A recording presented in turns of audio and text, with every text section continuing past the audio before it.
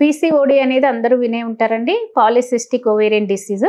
ఇదేంటంటే గర్భసంచి పక్కన అండాలు ఉంటాయి. అందరికీ తెలుసు అవి. ఆ అండాల్లో చిన్న చిన్న నీటి బుడగలు అనమాట. మనకి నీటి బుడగలు వచ్చాయని అందరూ చెప్తూ ఉంటారు లేమన్ లాంగ్వేజ్లో. ఆ చిన్న చిన్న సిస్టులు లెస్ దెన్ 1 సెంటీమీటర్ ఉంటాయి. దీన్ని పాలిసిస్టిక్ ఓవేరియన్ డిసీజ్ అంటాం.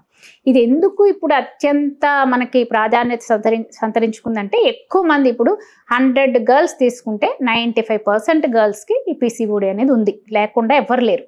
ఎందుకంటే పీరియడ్స్ స్టార్ట్ అయిన తర్వాత ఎవరికి రెగ్యులర్ పీరియడ్స్ రావట్లేదండి. ఈ పీసీఓడి లక్షణాలు ఎలా ఉంటాయంటే వాళ్ళకి పీరియడ్స్ అనేవి రెగ్యులర్గా ఉండవు. ఎప్పుడు 30 డేస్కి రావాల్సింది 40 డేస్కి, 45 డేస్కి, ఒక్కొక్కసారి 2 నెలలకి, 3 నెలలకి, 6 నెలలకి వస్తూ ఉంటాయి. ఆ తర్వాత వచ్చినప్పుడు కూడా పీరియడ్ చాలా తక్కువ అవుతూ ఉంటుంది, ఎక్కువ అవ్వదు. కొంతమందికి ఎక్కువ అయిపోతూ ఉంటుంది. తర్వాత ఈ యొక్క పీరియడ్ టైంలో కూడా పెయిన్ ఇలాంటివి, ఎందుకంటే పీసీఓడిలో ఓవులేషన్ అవ్వదండి. ఎందుకంటే అందరికీ అండం బయటకు వస్తుంది తెలుసు. అది అవ్వకపోవడం వల్ల పీరియడ్ పెయిన్ కూడా చాలా తక్కువ ఉంటుంది. పీసీఓడిలో అసలు పెయిన్ అనేది ఉండదన్నమాట.